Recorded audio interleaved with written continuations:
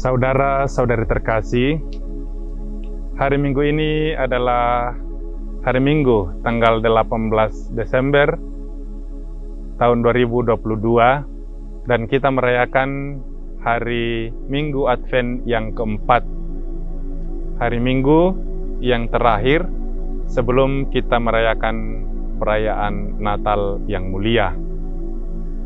3 bacaan yang akan kita renungkan merupakan bacaan yang sangat kaya, yang sangat indah dan penuh inspirasi untuk mempersiapkan diri di minggu terakhir dalam mempersiapkan perayaan Natal ini. Bacaan pertama dari kitab Yesaya, di sana ditampilkan tentang nubuat seorang wanita muda yang mengandung dan melahirkan seorang bayi, dan bayi itu diberi nama Immanuel.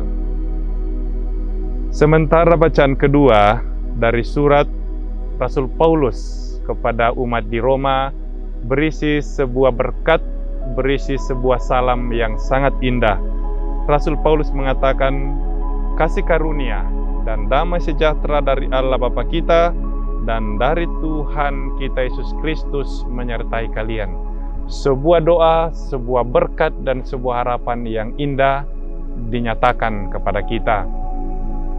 Sementara bacaan Injil menampilkan kisah tentang Maria dan Yusuf. Maria mengandung dan Yusuf takut mengambil resiko dan tanggung jawab itu, karena itu dia ingin melarikan diri.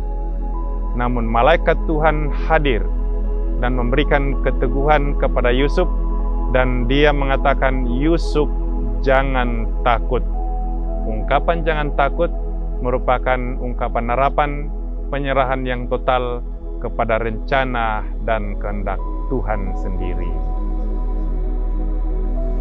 Saudara-saudari terkasih, Minggu Advent yang keempat pada hari ini melalui penginjil Matius bab 1 ayat 18 sampai 24 ditampilkan tentang figur Maria dan Yusuf. Maria bertunangan dengan Yusuf dan dia mengandung. Pada saat itu dikatakan dia mengandung dari Roh Kudus. Yusuf ragu dan tidak yakin serta takut, dan dia ingin melepaskan tanggung jawab itu meninggalkan Maria. Tetapi malaikat Tuhan datang memberikan peneguhan, memberikan ketenangan dan harapan, dan malaikat itu mengatakan kepada Yusuf yang ada dalam keraguan, kegalauan, dan ketidaksiapan dengan mengatakan, Yusuf, jangan takut. Ungkapan jangan takut ini menarik sekali kita temukan dalam Injil. Injil hampir diwarnai dengan ungkapan ini jangan takut. Pada awal, ketika Yesus lahir di Bethlehem, para malaikat datang menjumpai para gembala, dan gembala-gembala itu ketakutan. Tetapi malaikat memberikan sebuah harapan, sebuah peneguhan dengan mengatakan, jangan takut. Hari ini telah lahir Sang Juru Selamat bagimu di kota Daud. Di tengah-tengah Injil, kita melihat kisah Rasul Petrus, Simon Petrus. Dia berjalan di atas air di Danau Galilea. Dia takut, dia cemas, dan dia hampir tenggelam. Tetapi Yesus datang memberikan keteguhan dengan mengatakan, Petrus, jangan takut, ini aku. Di akhir Injil, ketika Yesus sudah wafat dan dimakamkan, wanita-wanita datang ke makam dan melihat makam sudah kosong dan mereka diliputi ketakutan. Tetapi malaikat datang memberikan peneguhan dengan mengatakan, jangan takut, dia yang kalian cari sudah bangkit mulia. Maka ungkapan jangan takut ini menjadi sangat khas dalam Injil. Ungkapan jangan takut tidak berarti kita tidak peduli, tidak berarti kita sembrono dan tidak ada pegangan apa-apa. tetapi justru kata jangan takut mau mengantar kita pada penyerahan yang total kepada Tuhan sendiri.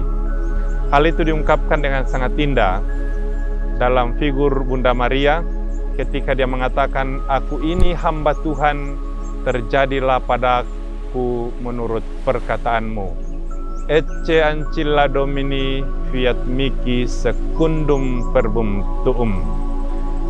Oleh karena itu, poin pertama kita renungkan dari Injil hari ini, ungkapan jangan takut memberikan kita harapan dan peneguhan.